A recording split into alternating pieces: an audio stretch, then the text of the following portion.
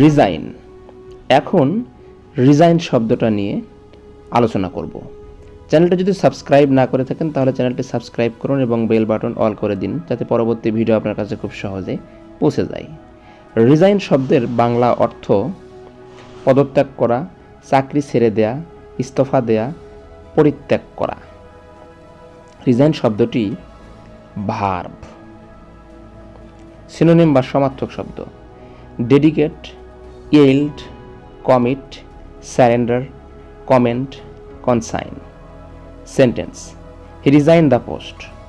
তিনি পদত্যাগ করেন। তো ভিউয়ার্স, যে কোনো শব্দ জানতে আপনারা কমেন্ট বক্সে উল্লেখ করুন, আমরা ভিডিওর মাধ্যমে সেই শব্দটি বিস্তারিত আলোচনা করব। ভালো থাকবেন, সুস্থ থাকবেন এবং এই চ্যানেলটির সাথেই থাকুন।